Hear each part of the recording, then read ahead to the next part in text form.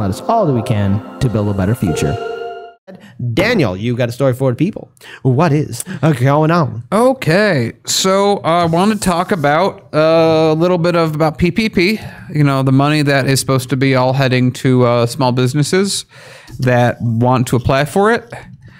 And, well, it turns out the Joe Biden administration just goofed up on something that cost a lot of people thousands of dollars. So they done goofed. Okay. They done goofed. It's their natural state of being. So for some of the smallest businesses that applied for the forgivable loans through the Paycheck Protection Program, waiting just a few days or weeks could have gotten them thousands of dollars more, but they had no way of knowing that was coming.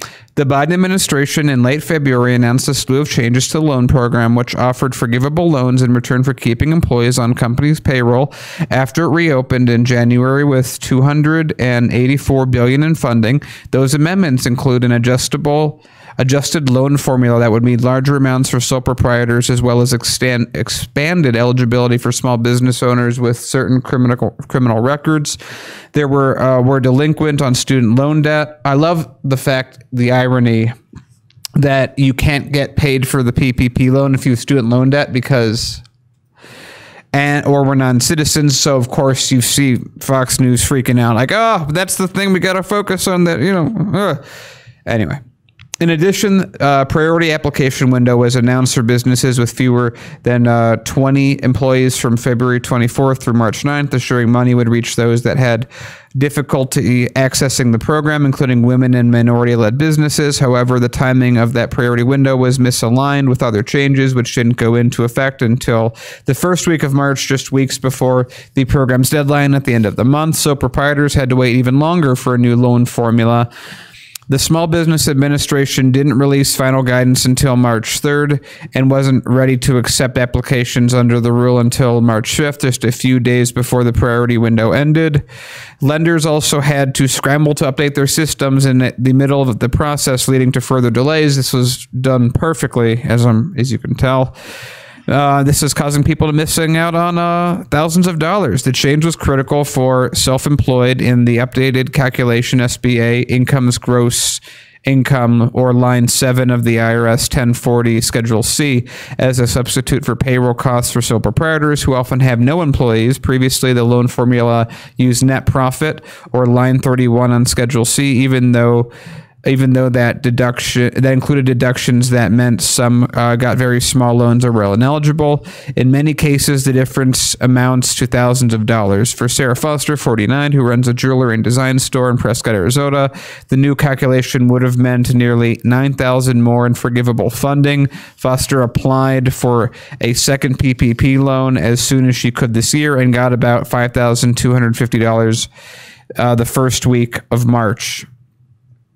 So, yeah, so PPP comes out. It's supposed to be early, specifically meant for small businesses, because as we remember when the first time it came out, it was just eaten up by large corporations. So there's this specific time that was supposed to happen, that you're supposed to be able to fill out the PPP loan. And a lot of people just asked too little when they could have asked more, were unaware of that they could have asked more because the Biden administration had not properly rolled out their new calculations until it was too late.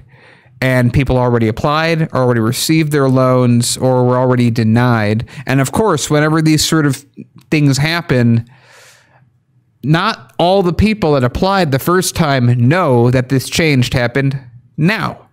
So this is just another story in America of the little guy getting screwed. Well, the bigger guy has all his paperwork in order, and I'm not sure how much money is left in the PPP, how much people have actually filled out, but I can tell you who's about to get all of it. In fact, who's actually been applying for it, because the original part for small businesses has already expired. How many times does the Biden administration have to keep on screwing it up? I mean, literally, I know I say, hey, we're about to Biden it up, and I'm saying, like, you know, making it seem like they're a bunch of drunkards or crazy senile old fools, but They keep screwing up time and time again. They got involved with that one relief package where we got our $600 stimulus check. They would have let down. They originally was going to be another $1,200, but then oh no, $600, which again, that was their involvement. On top of that, again, no $15 minimum wage increase, even though Biden said he was going to do it, he didn't. Where obviously, look, no Medicare for all. This is what we got. This is what we traded in. Look, and I get that no one wanted to see another second Trump term. I understand it, but you are building up something. You are creating a great funeral pyre that will lead to somebody worse than Trump or Trump running again in 2024. So the thing is, look, I'm not going to help out the Democratic Party if they're going to be this incompetent.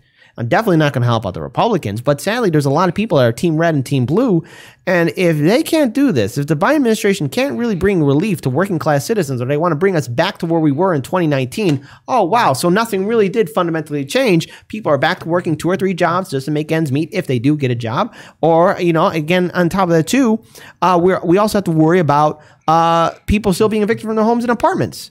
Yeah, this is just one screw up after another, after another, after another. And I understand people wanting to return back to normal after Trump. But do you really think that's going to happen if you create more desperate people? This is a nightmare. And I understand that Trump did a lot of incompetent things, but the Biden administration should be better. They should be in theory. And sadly, we're not getting that. Daniel, it's the final word. So it's just a shame that it's like everything that we said. Well, like the only exception to us saying that Biden would just be just as bad, just in slightly different ways, is him not screwing over the food program. And by not screwing it over, I mean slightly improving it. Not even anything that magical anyway. So Biden, okay. And then, of course, I'm still have a chip on my shoulder about the whole 600 plus 1,400 equals 2,000. Yeah, so, that annoys me. So like a phase, let's just pop you on mic for a second. If you got your $1,400 in and I was just like, oh, that's really cool. Well, we pay you, what we pay you. Well, the difference is what I'll actually pay you this month. Would you go, oh, okay, that seems reasonable? Or you say, Daniel, what are you doing? That doesn't make any sense. I still can't get over that in all of this, all of these screw ups, people that are, and I'm going to even ask the audience, who's actually gotten their stimulus? It's supposed to be out. Yeah. So hold on. So what's the question you were asking, Faye? So because you wanted to put them on. I think I sort of answered it on accident with my answer. Yeah. I answered it in my head. So. Yeah. So like, hey, no, better yet, it's like, hey, fool, you better pay me my damn money. Yeah. It's like everything that we've been talking about Biden, but it's like, when Biden puts kids in cages, it's like, they're just dealing with overflow. It's not a big deal. Overflow facilities. And if Trump does it always is terrible for the way he's pulling families apart. It's like, can we just say both of them are reprehensible? Can we both say, ironically, like Trump has done better on stimulus, and they've somehow gotten to the point where they're like, yes, Trump's 600 is our 600. Trump has paid $1,800. Biden's paid $1,400.